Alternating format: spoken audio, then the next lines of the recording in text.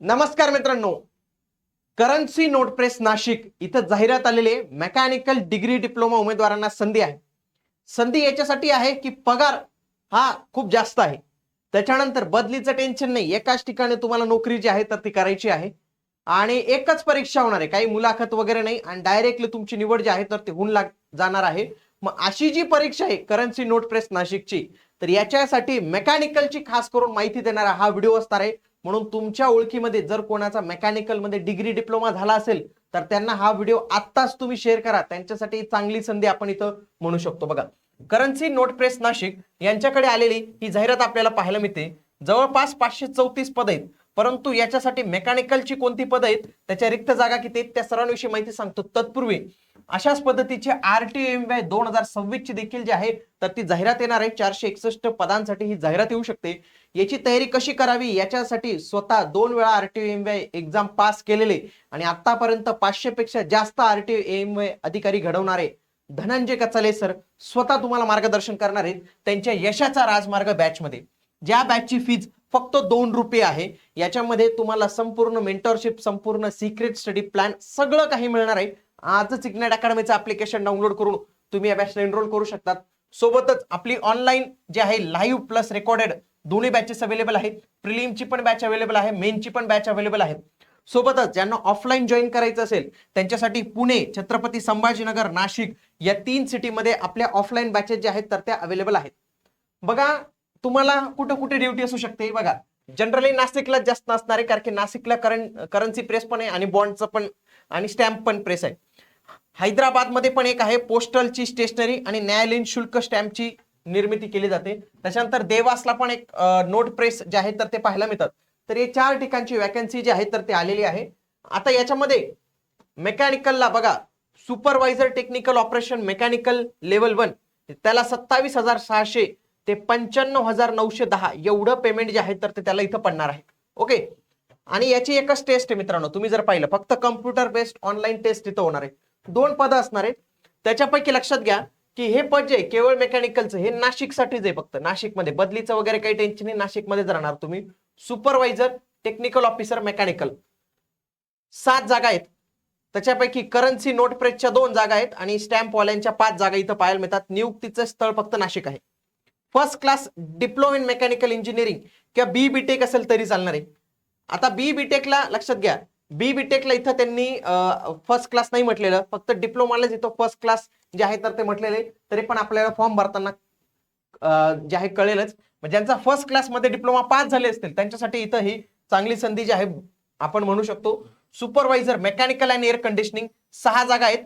त्याच्यापैकी लक्षात घ्या, देवासमध्ये तुमचं लोकेशन असणार आहे. First class diploma in mechanical engineering किंवा हायर डिग्री BBTech असेल तरी तुम्ही फॉर्म इथं जो आहे तर तो भरू शकतात. पुढे आता जर तुमच्याकडे मेकॅनिकल मध्ये फर्स्ट क्लास डिप्लोमा नसेल तर तुम्ही अपात्र आहेत मित्रांनो, तुम्ही भरू शकत नाही. जे पात्र आहेत ते पुढे जाऊ शकतात. सोबत तुमची जे हायर डिग्री झाली असेल तरी ती अलाउ जी आहे तर ते इथं केलेली. तुमचं वय हे फक्त 18 ते 30 असलं पाहिजे. लक्षात घ्या, OBC मध्ये असाल तर 33 वर्षापर्यंत फॉर्म भरता येईल. SC किंवा ST मध्ये असाल तर आणखी 5 वर्ष तुम्हाला एक्स्ट्रा फॉर्म भरणं, म्हणजे 33 आणि इथं 35 वयापर्यंत तुम्ही फॉर्म जो आहे तो भरू शकतात. त्याच्यानंतर याची अर्ज प्रक्रिया 20 एप्रिल पासून सुरू झालेली आहे. 19 मे हे त्याची लास्ट डेट असणार आहे आणि जून किंवा जुलैमध्ये ही परीक्षा जी आहे तर ते होणं इथं अपेक्षित आहे मित्रांनो, हे लक्षात घ्या. त्याच्यानंतर ओपन, EWS, OBC यांच्यासाठी 1000 रुपये परीक्षा शुल्क आहे. त्याच्यानंतर SC, ST, दिव्यांग यांच्यासाठी 200 रुपये परीक्षा शुल्क जे आहे तर ते इथं पाहायला मिळणार आहे.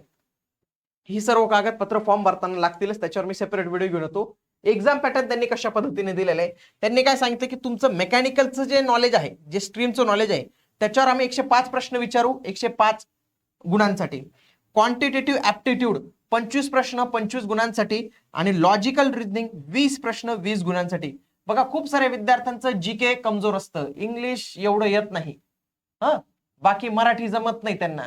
मग ही परीक्षा त्यांच्यासाठी फार चांगली परीक्षा बरं का, कारण की याच्यामध्ये बघा मेकॅनिकलचं आहे म्हणून जे कोणी फॅकल्टी वगैरे असतील बघा कुठं कॉलेजला, त्यांचे बरेच विषय शिकवले जातात. त्यांना एक्स्ट्रा अभ्यासच करायचा नाही, कारण की ऍप्टिट्यूड आणि रिझनिंग मध्ये ऑलरेडी तुम्हाला मार्क्स येतातच, कोणाला येतात. ज्याचं मेकॅनिकल स्ट्रॉंग असेल ना त्यांनी नक्की फॉर्म भरला पाहिजे, कारण की त्याला इथं चांगली संधी आहे बरं का. आणि 120 मिनिटं आहेत. आणि तुम्हाला आणखी एक गेम चेंजर भूमिका जर सांगितली, तुम्हाला इथं कळेल की इथं कुठल्याच पद्धतीचं निगेटिव्ह नाहीये डायरेक्ट. हे बघा, निगेटिव्ह मार्किंग सिस्टीम नाहीये डायरेक्ट पूर्णपणे, म्हणजे इथे 150 पैकी 150 प्रश्न सॉल्व्ह करू शकतो आपण. अशा पद्धतीची जे आहेत तर ते इथं प्रश्न आपल्याला इथं पाहायला मिळतात. बघा, वेगवेगळे सगळ्या पदांसाठी हाच पॅटर्न आहे मित्रांनो. म्हणजे जर कोणी सिव्हिल इलेक्ट्रिकलचा असेल त्याला पण असणार आहे हाच पॅटर्न जो आहे तो आपल्याला इथं पाहायला मिळणार आहे. ओके, परीक्षा केंद्र बघा, महाराष्ट्राचं नाशिक, मुंबई, भोपाळ, इंदोर, म्हणजे हे महाराष्ट्र मध्य प्रदेश काय, हैदराबाद, चेन्नई, बँगलोर आणि दिल्ली, कोलकाता इथं आपल्याला परीक्षा केंद्र जे आहे, एक्झाम सेंटर जे आहे पाहायला मिळतात. बघा, ही सर्व त्यांनी कागदपत्रांची यादी दिलेली, वाटल्यास मी बाजूला होऊन जातो, तुम्ही एकदा त्याचा स्क्रीनशॉट घेऊन ठेवा. ओके, आता मेकॅनिकल आणि एअर कंडिशनिंग वाल्यांचा जो सिलेबस आहे तर तो इथं दिलेला बघा. Engineering mathematics and basic science, engineering drawing and basics, workshop and manufacturing technology, thermodynamics, heat transfer, fluid mechanics, refrigeration, air conditioning basics, mechanical component and system, installation, maintenance and trouble shooting, industrial safety, process planning, basic knowledge of computer and it's application, MS office. त्याच्यानंतर फक्त mechanical supervisor साठी जर syllabus पाहिला बघा, engineering material and application, mechanics of deform solids, fluid mechanics and hydraulic machines, heat transfer and thermal machines, kinetic and dynamics of machines, manufacturing process, machine element and system design, measurement and metrology, mechatronics, robot and control, production operation management, basic knowledge of computer and it's application, म्हणजे कम्प्युटरशी संबंधित आहे. म्हणजे तुम्हाला फायदाच होणार आहे मित्रांनो, लक्षात घ्या.